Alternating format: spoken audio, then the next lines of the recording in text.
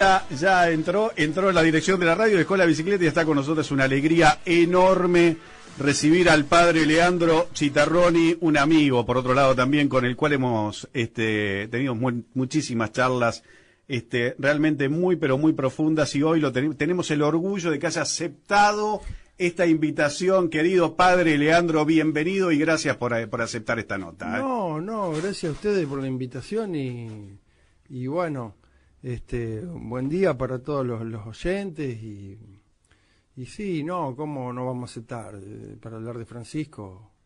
¿Tuviste oportunidad de conocerlo? ¿Estuviste con él en algún momento? Mirá, tengo dos veces estuve con él. Una hace muchos años. Yo tenía que defender una tesis sobre la Virgen de Guadalupe. Sí. Y vino desde México Monseñor Guerrero, que era el que más sabía en el mundo de ese tema en ese momento. Que a su vez lo habían convocado, lo invitaban desde Buenos Aires para que ayudara a Poli y una comisión que estaba trabajando con lo del negro Manuel. Poli era obispo auxiliar. En ese momento el padre Guerrero me conocía y me pidió que le manejara la agenda acá, y cuando estábamos en Buenos Aires él quiso ir a visitar a Bergoglio, porque lo había conocido en Roma. Y bueno, era un Bergoglio joven. Yo acompañé al padre Guerrero, ellos dos hablaban y yo miraba para un lado, miraba para el otro. Pero me imagino haber estado en esa charla, por favor. Sí, un privilegio, un regalo de Dios. ¿Y la segunda vez? Y la segunda vez fue hace poco, que mira, acá le traje a ustedes los regalitos que le entregué al Papa ese día, que estamos trabajando también. Gracias por esto, gracias. No, escúchame, una pequeña... Estamos trabajando con una investigación por la Virgen de Copacabana. Ajá. Y bueno, yo había estado en Forano, que es un pueblito que está cerca de Roma, y habíamos organizado actividades con la colectividad boliviana de Roma, y a la embajadora de Bolivia ante la Santa Sede le interesó todo esto, y dice, padre, tenemos que verlo al Papa. Pero yo decía, pero no, Tere, que si yo no soy boliviano, nada, yo investigo, pero esto... Usted tiene que verlo usted, ¿yo qué voy a hacer? No, bueno, entonces insistió que fuéramos a una audiencia pública. Y bueno, ahí, o sea, lo vi 8 días antes de la última internación. Ahora, hace muy poco. Sí, el 5 de febrero. Se notaba que estaba muy mal, hinchado. Nosotros fuimos medio colados ahí, un lugar que el Papa saluda cuando termina, pero no era seguro ni que saludara ese día. Sí, mirá, me emociona lo que está Sí, diciendo. bueno, y estábamos ahí, después de que termina la audiencia, que el Papa ese día ni siquiera la leyó él, no podía, saluda a los enfermos, los matrimonios, y por último pasa por otra zona, solo por la primera fila, saludando. Y bueno, nosotros la chance que teníamos de hablar con él era ahí. Sí. Dice, pero eso ya tardó como 3 horas que llegara ese momento, después de la audiencia. Sí. Y bueno, venía súper custodiado, ¿no es cierto? Y bueno, ves este rollito, yo le crucé así, tipo barrera. Ajá. Y el Papa se detuvo, lo agarró, hablamos, la conoció a la señora que estaba al lado mío, porque ellos son amigos. Y ahí claro, que están en Roma, claro. La embajada en el Vaticano. Sí, y aparte esa señora era amiga de él. Mirá vos. Entonces se puso a hablar con ella, conmigo le entregamos. También tuvimos la providencia, nos ayudó porque 2 personas antes que nosotros había una señora con un bebé y por eso se detuvo ahí, porque viste, lo llevaban como chifle Estaba cansado. Claro. Pero bueno, lo vi muy mal, ¿no? ¿Cuándo fue el 5 de febrero? El 5 de febrero, y después él estuvo en la audiencia del 12, y el 13 creo que lo internaron. Claro. Ahora, o sea, me quedó el recuerdo de un Bergoglio joven y un Bergoglio en el último... Claro. Nada que ver, ¿no? Una persona con toda la energía, lo que te cuento de antes, la primera vez que lo vi fue en el 2001. Año bravo. Sí, también. Claro, y yo ese año defendí una tesis, y el padre Guerrero tenía esta invitación para Buenos Aires y hizo coincidir su viaje con la defensa de la tesis nuestra en Santa Fe, para atender las dos cosas. Y me quedó el recuerdo ahora de este Bergoglio, ya en las últimas, podemos decir. Claro. Y Ahora, bueno, así que son una experiencia inolvidable, pero más allá de lo personal, este hombre bueno, lo que ya ha sido evangelio puro, ¿no es Claro. cierto? O sea, eso es lo principal, hablar de él en este momento. Hay o sea, hay de alguna manera un Jorge Bergoglio hasta que se elige Papa y hay un Papa Francisco. Hay una mirada mundial en el momento que de hecho tiene que ser así cuando llegás a la máxima autoridad. Ha sido el argentino más importante de toda la historia. Yo digo que la obra de este gigante que es Francisco se va a ver a través del tiempo, porque es tanto lo que ha hecho y tanto lo que ha llevado como mensaje de la Iglesia fundamentalmente hacia quienes más lo necesitan, ¿no? Mirá, yo lo que te puedo decir sería para hablar Sí, un año entero, ¿no sí, es cierto? sí. Lo que yo te puedo compartir, porque tampoco soy un experto en el Vaticano, ni en los papas, es lo que a mí me ha resonado desde la fe, la esperanza en el amor, el testimonio del Papa. Yo nunca soñé en mi vida ver un Papa que hiciera todo lo que me parece bien. Me pasa exactamente lo O mismo. sea, me Sí, refiero, más allá de... Me refiero a su servicio episcopal, no me refiero a otros puntos de su vida, con lo que uno puede estar de acuerdo o no. Qué sé yo, el fútbol, yo también soy hincha de San Lorenzo. Pero, bueno, o sea, imagínate un papa que dice, Dios nos quiere a todos y nos quiere siempre. Maravilloso, eso es el Evangelio. Ujú. Eso es... Puro. Sí, y o sea, pero eso quede de perogrullo. Dios siempre perdona, Dios siempre te quiere, Dios quiere a las personas así como son. Eso cambia la historia. O sea, que lo diga el Papa, facilitar a la gente el acceso a los sacramentos. Maravilloso. Bueno, de hecho, el primer viaje que hace él es a Lampedusa a juntarse con los refugiados, con la gente que trata de salir y buscar un mundo mejor, ¿no? Mirá, Ese ya es el primer mensaje. Mirá, tengo un recuerdo.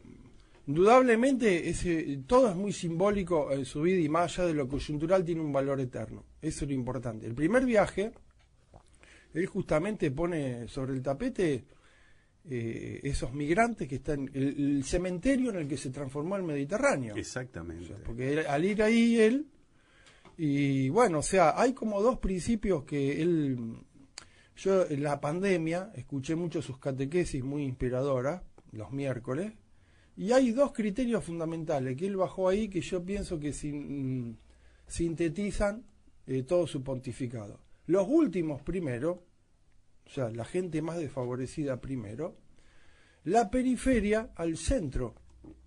O sea, cómo plantearse las cosas, poniendo en el centro lo periférico, lo que el mundo considera periférico, Ujú. y cómo hablar para todo, pero desde el lugar del que la está pasando peor. Esos criterios sirven en cualquier lado. Y bueno, eso, en ese momento, esa catequesis a mí me animó, por ejemplo, a tratar de en el encierro, hacer iniciativas que ayudaran a los que estaban pasando peor. O sea, nos animó porque fue un grupo, ¿no es cierto?, lo que lo hicimos. Pero, bueno, o sea, también hay como ideas muy claras, ¿no?, que pienso yo que materializa su vida, más allá de lo que aparece, lo que él encarnó, que tiene un valor eterno. O sea, fíjate, la realidad siempre fue para él superior a la idea. Por eso, ¿qué padecía mucho en el Vaticano? El encierro. Claro. Se escapaba. Porque es mucho, mucho más importante ir, tocar a la gente, hablar, mirarla a los ojos, que una idea. Podemos decir, siempre lo comunitario es más que lo personal. O sea, el Papa se planteaba sus decisiones pensando en el todo. Como dijiste vos, una cosa es ser el arzobispo de Buenos Aires y otra cosa es ser el Papa, que tiene que pensar en todo el mundo.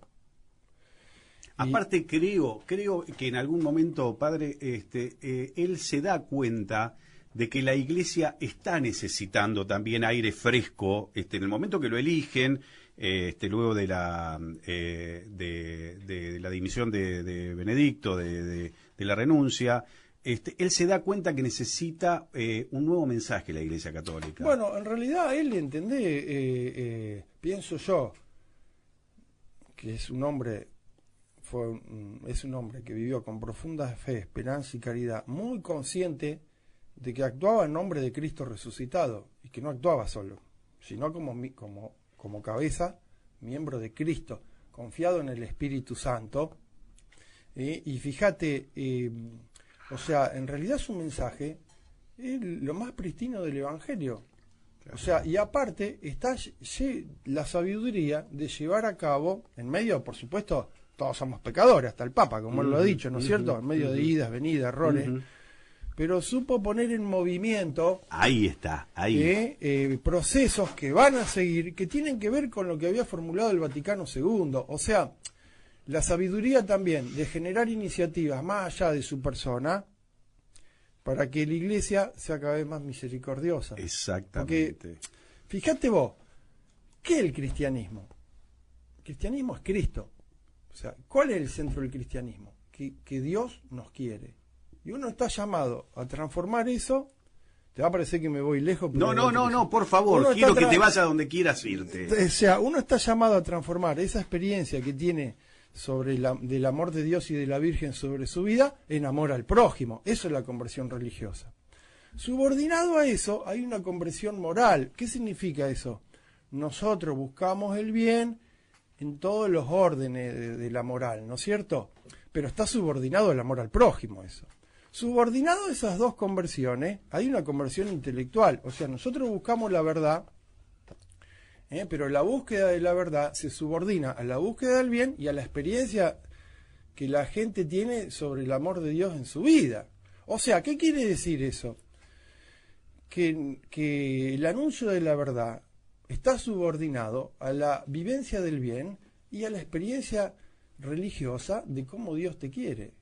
¿Qué significa eso en concreto? Nadie está fuera del amor de Dios, independientemente de cuáles sean sus opciones morales en cualquier orden, hasta el sexual, si vos querés, porque viste que se exacerba eso. Sí. Y la búsqueda de la verdad se subordina también a eso, ¿no es cierto? Por eso el Papa dijo, ¿no es cierto?, ¿quién soy yo para juzgar a un homosexual? ¿Quién puede decir? Nadie si la persona es buena de corazón, bienvenida sea. Nadie está fuera del amor de Dios, independientemente de cuáles sean sus opciones en cualquier plano de la moral, y con independencia de cuáles sean sus errores en la formulación de lo verdadero. Me acuerdo, en esa época, estamos hablando del 2003, el Papa dice eso en un viaje. Sí, en una conferencia en el avión. Sí. ¿Sabés una cosa? Yo una semana antes había ido a una radio que estaban buscando a alguien de la iglesia que hablara de los problemas de género y nadie quería ir, no conseguían. Entonces le dije yo, bueno, yo voy, pero me hacés la propaganda de la fiesta de Guadalupe. Qué sabio que sos, qué sabio. Muy bien. Ya que voy. Y dije exactamente esto: nadie está fuera del amor de Dios con independencia de cuáles sean sus opciones, en este caso a nivel sexual. Sí. Bueno, podemos estar de acuerdo o no, pero nadie está fuera del amor de Dios. Cuando el Papa dice eso en el avión, me llaman de la radio: padre, vio que el Papa dijo lo mismo que usted. No, sí, le estuve aconsejando. Pero no, le digo, el Espíritu Santo hace decir las mismas cosas a cualquier persona, pero ese es el Evangelio. Exacto. O sea, esa es nuestra religión. ¿Con quién andaba Jesús? Con todas las personas que a lo mejor estaban, porque es un hecho político también lo que hace Jesús en su momento dentro de lo que pasó hace 2000 y pico de años atrás, andar con la gente que más lo necesitaba, por otro lado, ¿no? O sea, imagínate que si Jesús no anduviera con los pecadores, nadie se podría acercar a él. Claro. Entonces, bueno, lo que resplandece en el testimonio de Francisco es cómo vivió eso. Por eso festejó su cumpleaños con la gente de la calle, por eso dispuso que hoy las flores a lo último la entregaran a la gente de la comunidad trans, como un signo. Por ejemplo, otra cosa maravillosa, quiso descansar en Santa María de la Mayor, siempre con la Virgen. ¿Por qué? Porque ahí siempre iba a rezar por sus viajes.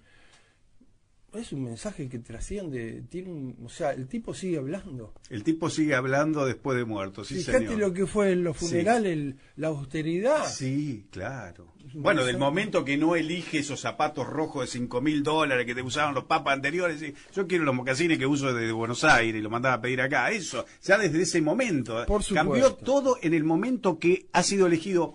Que dicho sea de paso, esto te lo voy a preguntar seguramente. Yo si hablo mucho, cortalo, No, porque por favor. viste que los sacerdotes hacemos es un crecer. placer que estés siempre acá. Los sacerdotes empezamos a hablar y no largamos mal el micrófono. No, quiero que hables. Y dice que siempre hacemos crecer en la fe, en la esperanza y en el amor. ¿Sabés por qué? ¿Por qué? Ya antes que empecemos a hablar, la gente tiene fe de que esta vez va a ser distinto.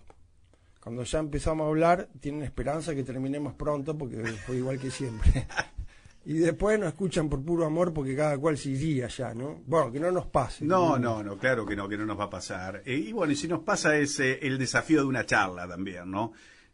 Yo lo que quería comentarte, que ahora se me fue, cuando vos era una pregunta en particular que tiene que ver fundamentalmente con la elección, es cierto, de quienes no tienen la oportunidad. Estábamos hablando de los zapatos, vos hablaste de los zapatos. Sí, pero hay un momento determinado también que de alguna manera, no sé, o sí sé, lo sabría, pero pasa algo en la Argentina, a partir de que él es elegido como papa, donde, no sé, tiene que ver con la vida también esto, ¿no? Y con las relaciones humanas, pero creo que no fue en la Argentina valorado de la forma que tendría que haber sido valorado. Bueno, viste eso. Claro, es muy complejo. Los argentinos somos complicados. Somos complicados. Pero no me acuerdo que somos complicados. Siempre por ahí las personas se valoran más cuando están en el cajón. Uh-huh. Creo que mucha gente acá lo ha valorado bien, uh-huh, siempre. Después, bueno, lo que por ahí a lo mejor no se entendió, que él era el papa ya. No podía pensar en era un líder mundial, solo. claro. Líder mundial. Claro. Después, bueno, hay opciones que él ha hecho o situaciones que no pertenecen estrictamente al papado, que vos podés estar de acuerdo o no. Ahora, está bien, claro, o sea, ahora, indudablemente, por ejemplo, un tema muy polémico que si viene, que si no viene. Yo he escuchado una entrevista de Diario La Nación que le hicieron hace bastante, que estaba pensado venir 2018 aproximadamente. Después viene la pandemia que cambia todos los planes. Correcto. Lo que te quería decir, discúlpame, sí es cierto eso, pero lo que iba era un poquito más atrás, que en el momento que eligen al papa anterior, el elegido iba a ser él también, nada más que hubo una carpeteada ahí. Bueno, ahí también lo que... Porque ya son eso, a eso me quería remitir, al cónclave anterior donde Mirá, Ratzinger fue elegido. Lo que yo sé, porque he escuchado gente eso te quería preguntar. Lo que pasa que ahí también, tomarlo con pinza, porque hay un secreto sobre lo que pasa ahí adentro. Claro. Ahora, lo que yo he escuchado en algunos lugares es que en la elección anterior él estaba siendo muy votado. Sí. Y dijo, yo no, elíjanlo a él. Yo también escuché eso. Porque, o sea, que también es una cosa de grandeza, ¿no? Sí. Y después, bueno, cuando viene el cónclave que lo eligen a él, en esa época trabajaba yo en la Facultad de Teología, que funciona en el mismo edificio que está el Seminario de Buenos Aires. Correcto. Y ahí se contaba, y claro, la diócesis de él, la arquidiócesis de Buenos Aires, uh-huh, que él ya había presentado su renuncia a Benedicto, se había enviado su renuncia, había cumplido la edad para mandar la renuncia, y que bueno, estaba esperando que fuera aceptada su renuncia y se iba a ir a vivir en una piecita a la casa del clero, iba a ir a confesar a Luján, y de golpe renuncia a Benedicto. Y se viene el cónclave. Dios hace lo que quiere, claro. Porque imagínate que... Dios hace lo que quiere. Sí, porque imagínate que él se aceptó a sí mismo su renuncia en Roma, ya siendo papa, y designó su sucesor, cosa que fue justamente Poli, el que estaba trabajando con lo del negro Manuel. Entonces, bueno, más allá de los tejes y manejes humanos, la que dirige la iglesia es el Espíritu Santo. Yo animaría a la gente, ahora que recemos, dando gracias por la vida de Francisco, por el valor eterno que tiene su vida, o sea, por todo lo que podemos desprender de sus gestos, de todo lo que él encarnó y de lo que dijo. Y bueno, recemos que el Espíritu Santo provea al Papa que nos hace falta. Nos hace falta un Papa que continúe de alguna manera la línea de Francisco. O sea... Vale, es una opinión. Ojalá, sí. Yo pienso que más allá de que... Él ha hecho un trabajo de construcción política también en ese aspecto, nombrando cardenales. Sí, más allá de lo que pase o no, de quién salga... el Papa tenía muy claro esto. Mirá, son muy importantes, el tiempo es más importante que el espacio. Los tiempos, los procesos que se generan en una dinámica eclesial o comunitaria o en un pueblo, son más importantes que el momento. Y acá hay un proceso ya desencadenado. Correcto. Más allá de quién sea el próximo Papa. Hay cosas que son irreversibles. Está bien. Por ejemplo, te pongo un ejemplo concreto. El Papa puso en distintos lugares de la iglesia, en puestos clave, a mujeres. A mujeres, sí señor. A mujeres. Sí señor. Entonces ahí eso sienta un precedente que es muy difícil volver atrás. En todo caso, tendrán que esperar que, no sé, que haya nuevos nombramientos, que se puede, más allá de las medidas que se tomen, hay una referencia en lo que pasó que para mí no hay está el proceso en marcha, más allá de Francisco. Exactamente. O sea, eso, la dinámica de una tradición, ¿qué sería la tradición en contexto eclesial? El anuncio de la verdad en un contexto. Bueno, indudablemente eso es el testimonio, el anuncio que hizo Francisco del Evangelio en este contexto. Correcto. El que nos toca vivir hoy a nivel mundial. Ese testimonio, lo que él hizo, lo que él propuso, lo que él desencadenó, tiene ya una dinámica que va más allá propia de su presencia física. Sí, claro. Entonces, bueno, eso, confiemos en el Señor resucitado y confiemos en la obra del Espíritu Santo, de que ese camino hacia un pueblo de Dios más misericordioso, que anuncie la salvación más que otras cosas, es irreversible. Ojalá. Me quedo un poquito mientras tomás el mate, tranqui, porque tenemos muchas cosas. Vamos a hacer otro bloque del trabajo que venís desarrollando desde hace muchos años en la ciudad de San Nicolás también. Quiero hablar de eso, pero no quiero irme de lo que dijiste con relación al papel que él le dio a la mujer también. De hecho, yo lo decía en el comienzo del programa, quien rompe el protocolo, la monjita que está al lado de él, es una monjita que está en el barrio de Ostia, en Roma, trabajando con la comunidad transexual y que le ha dado un valor muy, pero muy importante, sobrina de una de las monjas desaparecidas durante la última dictadura militar. Vos te das cuenta que todo habla. Todo habla. La obra de la... Todas esas opciones tienen un valor situado, pero también se transforman en criterios para lo que tenemos que hacer nosotros, en desafíos, ¿cierto? Porque, o sea, como todo testimonio, ¿no? Es situado, pero uno puede ir más allá de lo situado y desprender criterios que son para nosotros también hoy. Lo que pasa que los viva el Papa, eso es una maravilla. Claro, tal cual. Porque... O ponele, te pongo una anécdota. Escuché un chileno que hablaba que los casó en el avión, a él y a la mujer. No. Bueno, ¿te das cuenta? Entonces, pero dice, Papa, ¿usted me puede casar acá? Yo soy el Papa, hago lo que quiero. Está Dios y después viene él. ¿Te das cuenta? O sea, eso es maravilloso. Claro. Porque a lo mejor otro Papa no lo hacía. Entonces, yo como sacerdote, en nombre de Jesús, me siento halagado de ver un Papa así, capaz de escuchar y de priorizar la situación de la persona, porque se escuchó por qué no estaban casados y puso la solución. Entonces te agarra a alguien con una mentalidad estricta, a lo mejor prioriza otras cosas, pero haber tenido un Papa que priorizara a las personas y no las normas es buenísimo. no entrar en el pecado de la certeza, ¿no? La certeza es un tema interesante, es decir, esto está así y de acá no se puede mover, ¿no? O sea, eso es una absolutización de las normas o de las tradiciones. Exactamente. Que en ese momento las cosas se transforman en ideología. Ahora, el Evangelio no es una ideología, es una persona, es Cristo.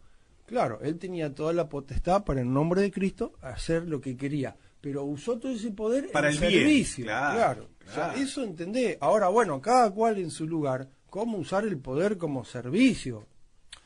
Desde lo más pobre y para todo, sin dejar a nadie afuera, pero pensando en el que está peor. O sea, desde el lugar del que está peor, diría yo. Cómo buscar tus criterios de decisiones en lo periférico, o sea, en la gente que aparentemente no tiene lugar en esta sociedad. Que lo periférico vuelva al centro, sea el centro. Interesante. Que vos entendés, claro, esos criterios son fundamentales. Y bueno, eso para mí nos vamos a dar cuenta cada vez más con el tiempo. A medida que va pasando el tiempo se va gigantando. Yo creo que sí. Sí, totalmente. Creo que sí, porque nos vamos a tirar más cosas, que aparte era un hombre muy discreto. ¿Entendés? Que hay cosas que no vamos a enterar, que no se saben, de que hizo el bien. Sí, bueno, de hecho lo que está saliendo a la luz ahora, que el sueldo que él cobraba nunca jamás lo cobró y lo donó permanentemente, se fue con 10 euros en el bolsillo. Y después, bueno, viste, porque toda esta última reflexión arrancó en torno a las mujeres. Sí. Fíjate vos, yo ahora tengo que defender el 8 de mayo una tesis sobre esto de Copacabana, ¿no? Sí. Que fue lo que le entregamos a él ese día, para intentar ayudar al indio que hizo la Virgen de Copacabana. Sí. Ese tema a mí me trasciende, tienen que ocuparse los bolivianos, no yo. Pero nosotros investigamos, hemos difundido, y tengo preparada una presentación desde antes que falleciera el Papa. ¿Y cómo empieza la presentación? Con un elogio que hace Bergoglio a la fe de las madres y de las abuelas. Ahora, yo lo estoy citando de un texto del siglo pasado, del año 80 creo que es. Sí, 78, 80, por ahí. De un congreso que hubo sobre evangelización de la cultura e inculturación del evangelio, que es un tema clave en lo que propone él. Ahora, vos fíjate, a él lo marcó la figura de su abuela. Él después siempre estuvo atento, obvio también su mamá debe haber, aunque no estaba contenta cuando entró al seminario. Sí, sí. Entonces, bueno, fíjate cómo él después mantuvo esa sensibilidad de escuchar las madres, de escuchar las abuelas. Y ese también es el fundamento por lo que puso mujeres, porque una vez le preguntaron, y miren, yo lo que veo es que las mujeres resuelven. ¿Cómo resuelven? Como las madres. Claro, ahí está, claro. Yo veo eso también en el barrio, que donde donde se involucran mujeres para dar respuesta a problemas vitales. Sí.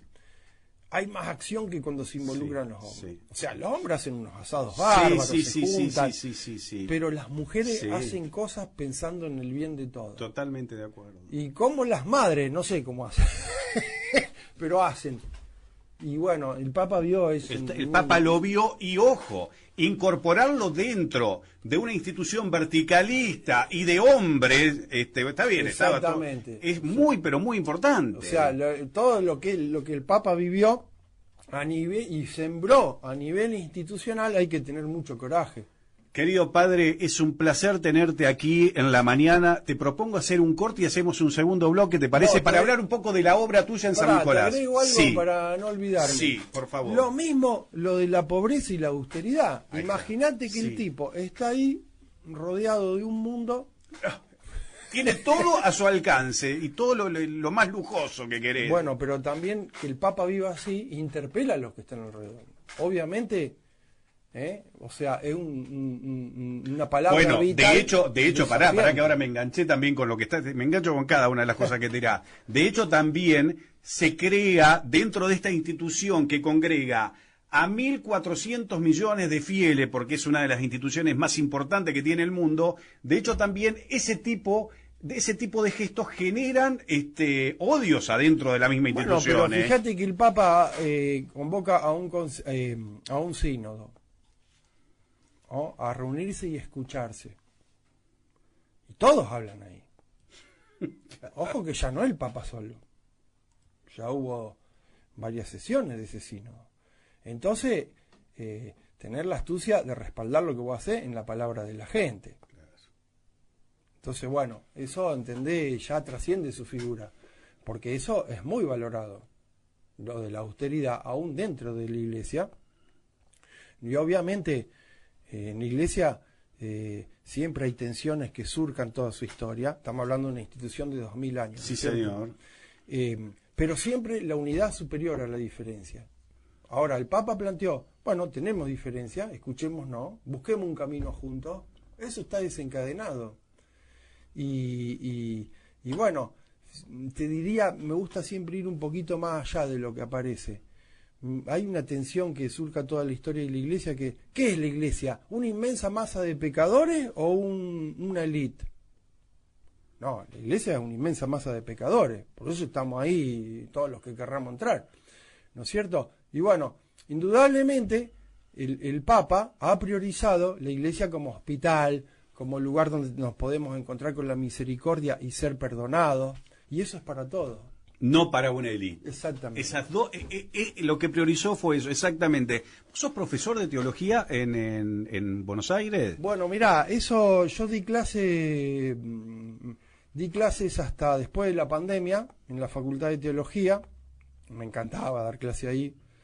Después yo me jubilé como docente de la provincia de Buenos Aires. Hice toda mi carrera básicamente en la Escuela de Gestión Pública Estatal. Ajá, ajá. Y siempre daba clase en algún seminario o por último en la Facultad de Teología. ¿Qué pasó? Cuando me jubilo de la provincia renuncié a la facultad porque me iban a cambiar de caja jubilatoria si seguía aportando ahí. Entonces, bueno, sigo dando clase en forma informal y justamente ahora esta tesis la voy a defender en la Facultad de Teología, un posgrado que yo he empezado como para dar ejemplo a mis alumnos y para ayudar a los bolivianos acá. Así como había hecho lo de Guadalupe para la parroquia, quería estudiar algo que ayudara a los bolivianos. Me animó el obispo de ese momento. Entonces, bueno, también que voy a volver ahí la semana que viene, después de 5 años, a un aula donde tengo que exponer esa tesis, donde di siempre clase y tengo muchos recuerdos hermosos. ¡Qué lindo! Por eso me emociona un ¡Qué poco. lindo! ¡Qué lindo! Voy a volver ahí, la última vez que di clase ahí fue en el 2020, marzo, antes del encierro. Mirá, se te llenan los ojos de lágrimas. Y sí, porque es una emoción. Y bueno, después di clase por Zoom, 2 años, y sí estaba rezando eso, ¿no? Que voy a volver a esa aula, voy a estar emocionado. Qué lindo, padre. Te propongo algo, hagamos un corte y me contás la obra que estás desarrollando desde hace muchos años en uno de los barrios de la ciudad de San Nicolás, ¿te parece? Dale, gracias. El padre Leandro Chitarroni en vivo tuvo la amabilidad de estar con nosotros en este sábado. Corte y ya volvemos. Transmite LRM 340 FM A0 en 104.1 MHz desde sus estudios y planta transmisora.